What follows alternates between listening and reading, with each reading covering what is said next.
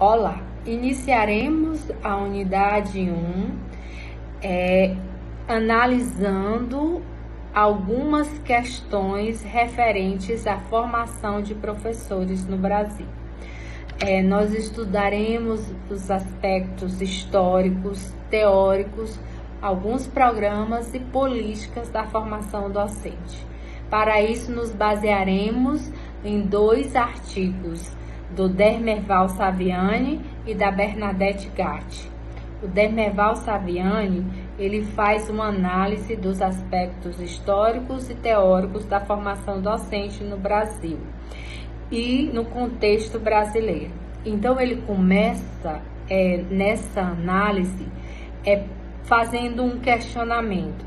Por que é que depois de quase 200 anos ainda parece tão difícil equilibrar o que ensinar do como ensinar? Isso relacionado à formação de professores, né? O Saviani, ele ajuda a entender essa história.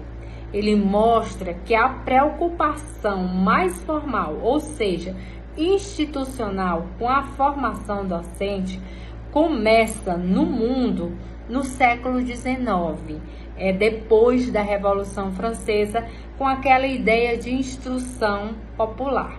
No Brasil, isso ocorre só após a independência do Brasil.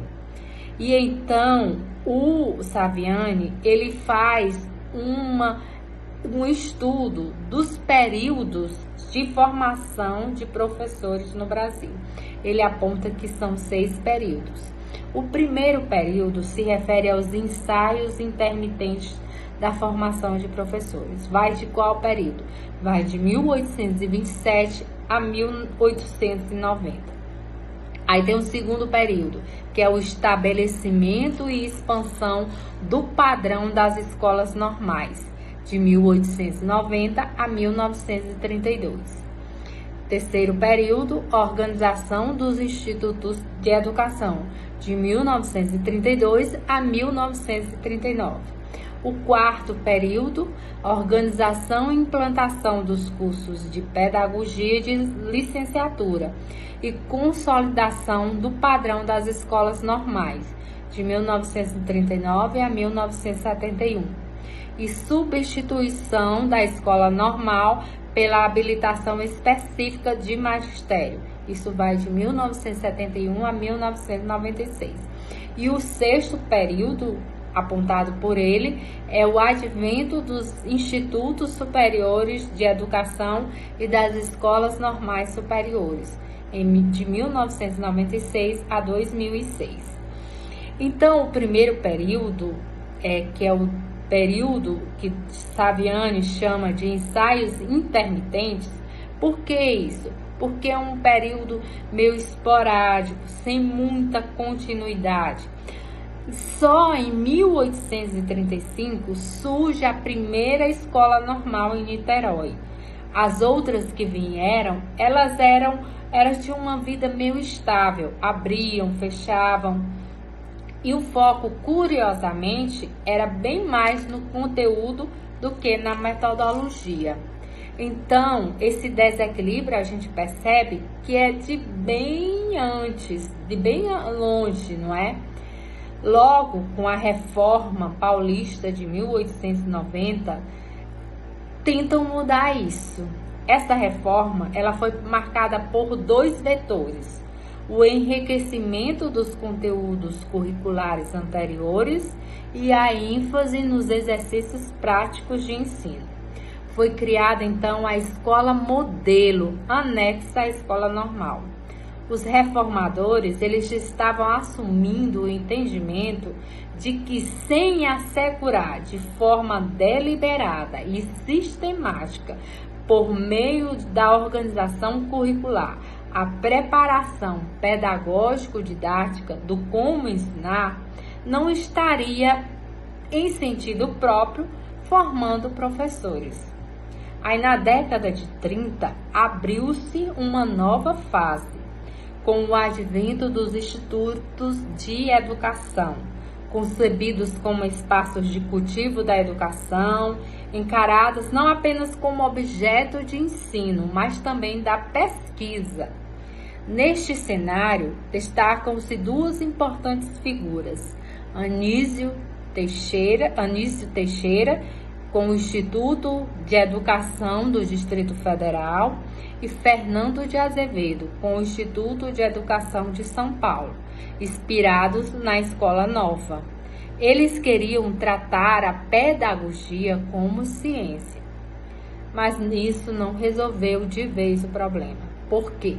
Porque a estrutura que acabou se consolidando no país a partir de 1939, que compôs um modelo que ficou conhecido como esquema 3+1, adotando a organização dos cursos de licenciatura e de pedagogia junto com a escola normal, que continuou em nível médio. Ou seja, esses 3 anos, existia 3 anos de conteúdo específico e 1 ano de conteúdo didático. Esse modelo, na visão de Saviani, ele acabou diluindo um pouco a integração forte entre a teoria e a prática, o que ensinar do como ensinar, e também a pesquisa, que os institutos originais buscavam. Perdeu-se um pouco da sua referência e gerou uma dualidade que persiste até hoje. Essa tensão, ela continuou nas reformas que vieram depois, como a de 1971 e a LDB de 1996. O que foi a reforma de 1971? A Lei 5.692 de 1971, ela criou a habilitação específica de magistério, o HM.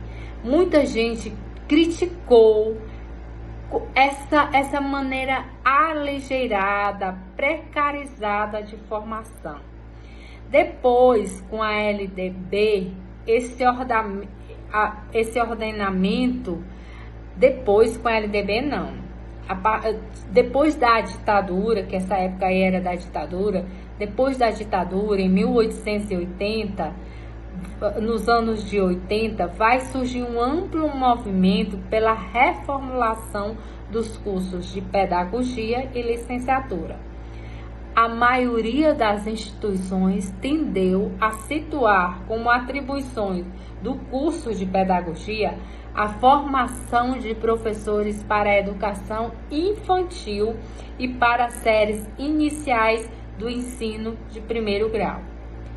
E aí, nessa época, com o fim da ditadura, os movimentos de mobilização da educação acreditavam que o problema da formação docente no Brasil seria equacionada. Mas a LDB de 1996, ela não correspondeu a essa expectativa. Por quê? Porque introduzindo alternativas aos cursos de pedagogia e licenciatura, aos institutos superiores de educação e às escolas normais superiores, a LDB, ela sinalizou uma política educacional tendente a efetuar um nivelamento por baixo.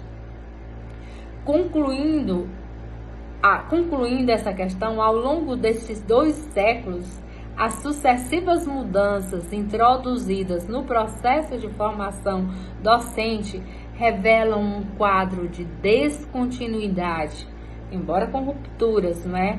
Mas revela-se também a precariedade de políticas formativas. Não há soluções que vão na raiz do problema. Mas Saviani, ele sugere uma alternativa, um caminho que nos permita superar as dificuldades encontradas até agora. Ele impõe-se examinar os aspectos teóricos dessa questão. Saviani, ele identifica, primeiro, para a gente encontrar a alternativa, a gente precisa estudar os aspectos teóricos da formação docente. Então, Saviani, ele identifica um confronto entre 2 modelos teóricos, o conteúdo cultural cognitivo, que prioriza o domínio da matéria a ser ensinada, ligada à formação para dar aula nas escolas secundárias ou de nível médio, o foco no quê, e o outro modelo, que é o pedagógico didático, centrado nas técnicas, nos métodos, no como ensinar. E este está mais ligado a dar aulas nas séries do primário. A dificuldade crônica é articular essas duas dimensões, do que ensinar com o como ensinar, que são, na verdade, indispensáveis. Superar o conhecimento do método, que é, na verdade, indispensável. Superar o conhecimento do método ou seja, separar o conhecimento do método de ensinar. Isso é uma grande falha. Sempre vai ter uma falha nessa questão. E para superar isso, ele defende-se que precisa se recuperar esta unidade entre o conteúdo e a forma pedagógica. Ele dá uma ideia concreta e interessante. Qual é? Uma delas é usar o próprio livro didático como objeto de análise crítica dos cursos de formação.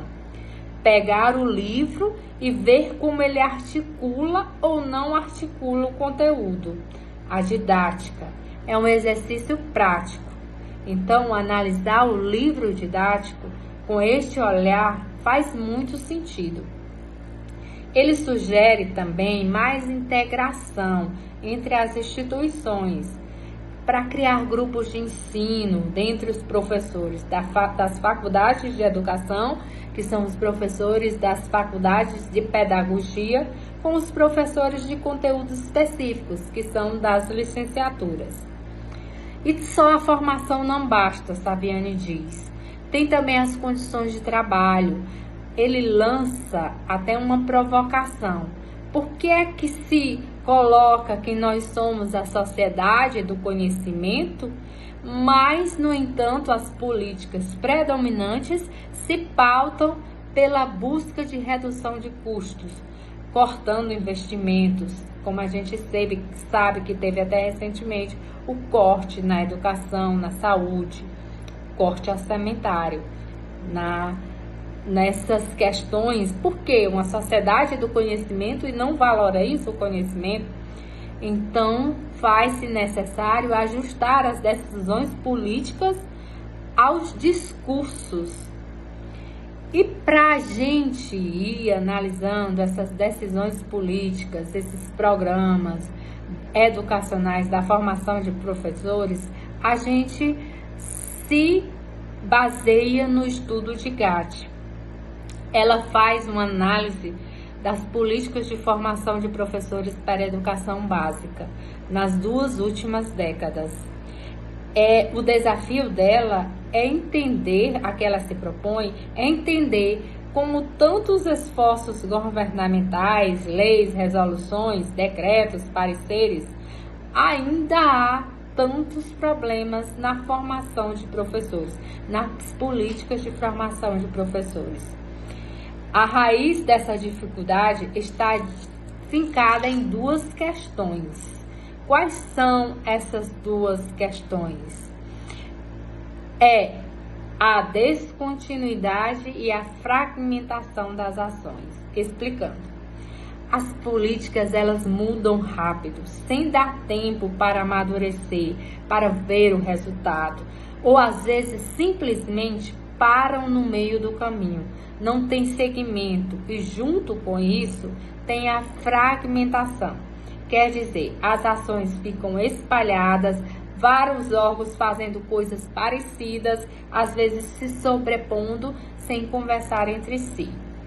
E aí falta uma linha mestra, uma coordenação.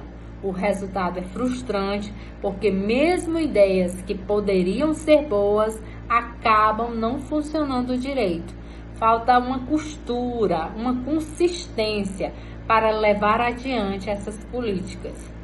E esta instabilidade nas diretrizes das licenciaturas É interessante comparar com outras áreas, como medicina, engenharia. Parece que a atualização do currículo é mais estável nesses cursos. Faz a gente repensar no peso realmente que se dá para a formação de quem vai educar as crianças e jovens. A gente pensar que peso se dá à formação das pessoas que vão educar as crianças e jovens. Mesmo quando surgiram programas, iniciativas com o objetivo de integrar mais, como o PDE, o Plano de Desenvolvimento de Educação, ou o PARFO, que era para formar professores que já estavam na rede, mas não tinham licenciatura na área, a ideia era ótima. Dar uma visão mais sistêmica, mais na prática, a implantação. Na prática, essa implantação, ela também foi fragmentada. Tem estudos, as dificuldades lá nos municípios, falta de dinheiro, muita burocracia, pouca sintonia com a realidade do lugar. Isso levanta uma questão importante sobre a eficácia de política definida lá em cima, em Brasília, sem considerar as realidades tão diversas que a gente tem no Brasil. Mas nem tudo são espinhos. O estudo aponta alguns programas que tiveram mais fôlego, mais resiliência. O PIBID, que é um programa institucional de bolsa de iniciação acadêmica, voltado para estudantes de licenciatura, para eles trabalharem nas escolas. É um dos poucos programas com continuidade.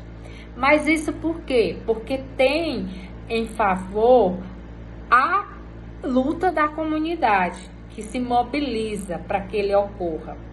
Tem também o programa de residência pedagógica, que é aliado ao PIBID. É uma iniciativa recente que complementa o PIBID, não é? E favorece a dimensão entre a relação prático-teórica e da imersão do estudante na escola.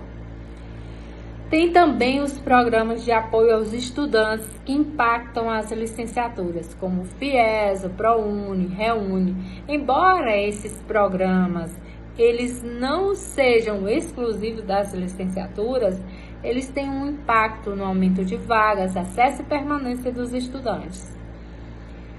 Mas há iniciativas inovadoras em algumas instituições de ensino superior que oferecem um sopro renovador. Como a GAT, ela cita 3 experiências inovadoras. A da Universidade Federal do Sul da Bahia, com as licenciaturas interdisciplinares e integradas, o Complexo de Formação de Professores da Universidade do Rio de Janeiro, o UFRJ, e a Licenciatura em Educação do Campo, da Universidade Federal de Santa Catarina. Essa formação é centrada no campo, com referência e foco nas ciências da natureza e matemática.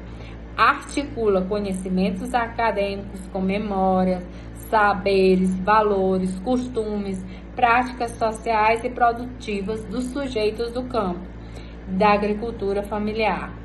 Baseia-se na pedagogia da alternância. E aí, após todos esses estudos, a GAT ela faz uma reflexão final, que falta coerência e continuidade, existem problemas concretos, falta valorização e qualificação docente, e precisa-se melhorar os currículos de licenciatura e também esse descompasso na implementação dessas políticas. É preciso, então, ela afirma, é preciso, então, um novo patamar para as políticas públicas de formação de professores. Então, após todo essa análise, a gente percebe que problemas existem na formação de professores no Brasil. Por hoje terminamos, agradeço e até a próxima unidade.